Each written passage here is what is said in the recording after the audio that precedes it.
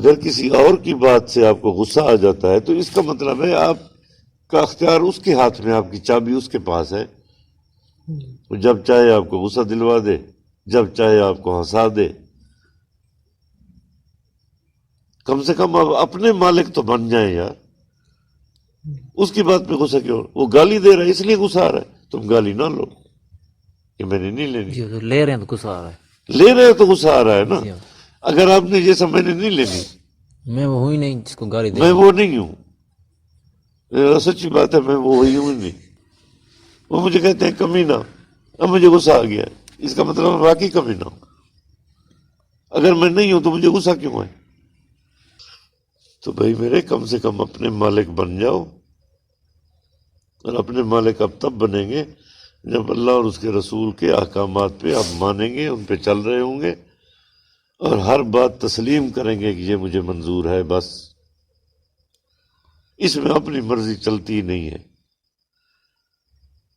بس جو حکم ہے وہ کرنا ہے، آپ کو اچھا لگے کرنا ہے، آپ کو برا لگے تو بھی کرنا ہے۔ یہ شریعت مطہرہ کا وہ، اب دیکھیں کوئی ایسے برداشت کرتا ہے میری بہن کے ساتھ کوئی غیر محرم بیٹھا ہو سامنے، نہ، بیٹی کے ساتھ کوئی بیٹھا ہو، برداشت کر لیتے؟ تو کیا ہو گیا؟ ابھی 2 منٹ پہلے تو ابھی 2 منٹ مشکل سے ہوئے ہیں، ابھی آپ برداشت کر رہے ہیں۔ کہا تو اس نے قبول ہے، قبول ہے نا، تو اس سے کیا ہو گیا تمہاری غیرت کو؟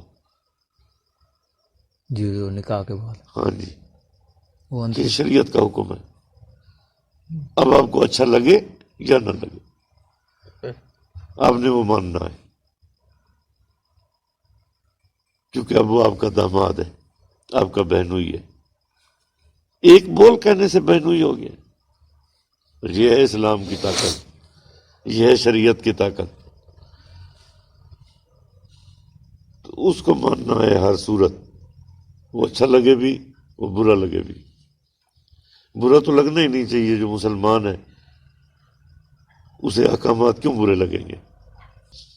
جتنے فرقے دنیا میں اس وقت موجود ہیں ٹوٹل، یہ سب کے سب، آپ ان سے کبھی شجرہ سن لیں نا، یہ حضور کا شجرہ، ہمارے آقا کریم کا شجرہ بتا رہے ہوتے ہیں کہ پہلے پہلے ان کا نور جناب خلق ہوا، اور پھر وہ صلب آدم میں آیا، صلب آدم سے صلب شیس میں آیا، پھر آگے ایسے بتاتے جائیں گے، تو پھر عبد المطلب تک لے آئیں گے، یہاں آ کے پھر وہ صلب عبد المطلب سے 2 حصوں میں تقسیم ہو گیا، ایک منتقل ہو گیا جناب ابو طالب میں ایک حصہ، ایک منتقل ہو گیا جناب ابو طالب عبداللہ میں۔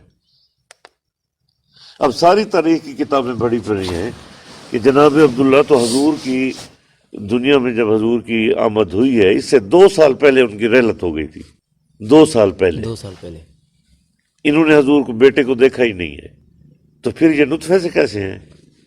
باپ 2 سال پہلے چلا گیا ہے، مگر کسی نے غور نہیں کیا۔ تو بھائی یہی تو میں بتا رہا ہوں کہ یہ نسل آدم نہیں ہے، یہ اصل آدم ہے، یہ نسل سے نہیں ہے، یہ صلب میں آئے ہی نہیں ہے، صلبوں سے ان کا کیا تعلق؟ اچھا اگر یہ پھر بھی یہ مزید ہے کہ نہیں ہم نے نسل ہی ماننا ہے، انہیں نسل آدم ہے، جب نسل آدم ہے تو پھر مجھے بتا دیں وہ آدم نے وہ نام جو پڑھے تھے وہ نام کون سے تھے؟ اپنی نسل کے نام پڑھ رہا تھا۔ جب اللہ نے کہا تھا یا آدم ہو انبئونی باسمائہم، اے آدم بتا دے ان کو وہ نام جو بتائے آدم نے وہ کن کے تھے؟ ان کے تھے یا نہیں تھے؟ تو پھر جو آدم جو نام پڑھ رہا ہے وہ اس کی نسل سے ہے۔ چلو اس سے ایک بات اور، اس سے بڑا ثبوت دے دیتا ہوں، شاید آپ کو یہ سمجھ آ جائے گا، جو آج تک کبھی کسی نے نہیں کہا ہوگا۔ یہ والو تو پھر گار جو ہوں سمجھ آئے بڑے عرصے کا نمبر، ہاں جی، یہ کسی نے بھی نہیں کہا، ابھی جو بات کرنے لگا ہوں نہیں گار، یہ آپ کے دماغ کے پردے کھولنے کے لیے شاید کافی ہو۔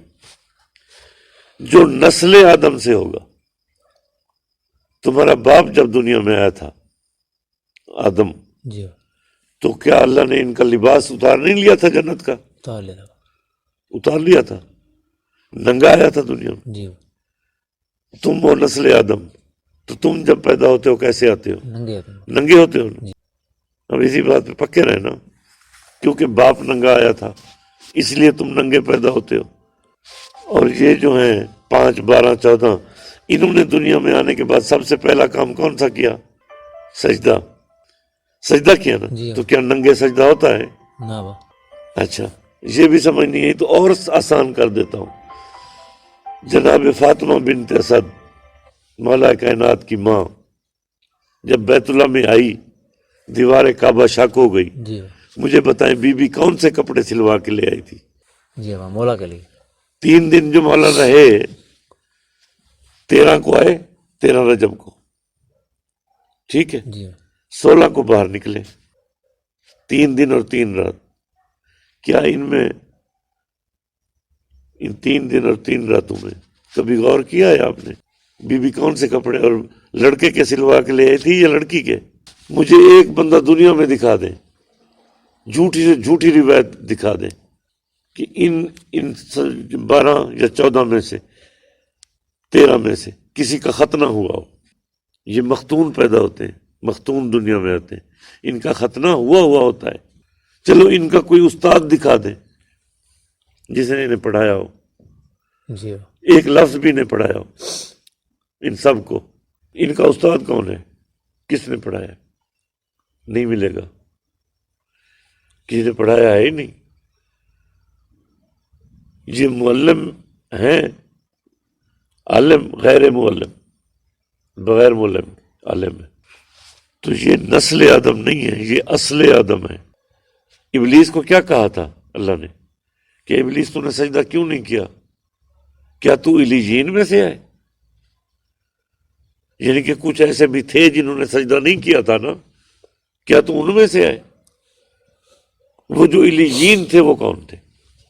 اگر یہ نسل آدم ہے تو وہ علیجین کون ہے جن کو قرآن کہہ رہا ہے؟ جنہوں نے سجدہ نہیں کیا، جنہوں نے نہیں کیا تھا۔ جب اس نے کہا کہ تو نے مجھے آگ سے خلق کیا، وَخَلَقْتُهُ مِن طِين، اور اسے آدم کو تو نے مٹی سے بنایا، اور آگ افضل ہوتی ہے مٹی سے، میں افضل ہو کے مفضول کو سجدہ کیوں کروں؟ تو اللہ نے کیا کہا کہ تو کیسے جانتا ہے تو افضل ہے؟ کیا تو اپنے آپ کو علیجین میں سے سمجھتا ہے؟ حضور یہ جانتا تھا ابلیس علین کو؟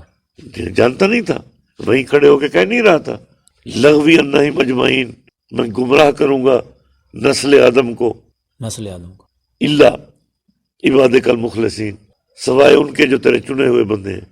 تو وہاں چنے ہوئے بندے اور کہاں سے آ گئے تھے؟ جی با ابھی تو آدم بنا ابھی تو آدم اسی وقت تو بنا ہے، وہ اس کی نسل تو ابھی چلی نہیں ہے۔ تو اس کو کچھ تو نظر آ رہا تھا نا جو کہہ رہا تھا کہ ان پہ میرا اختیار نہیں ہے، جو ان میں سے نہیں ہے۔ تو پھر وہ نسل آدم کیسے ہو گئے؟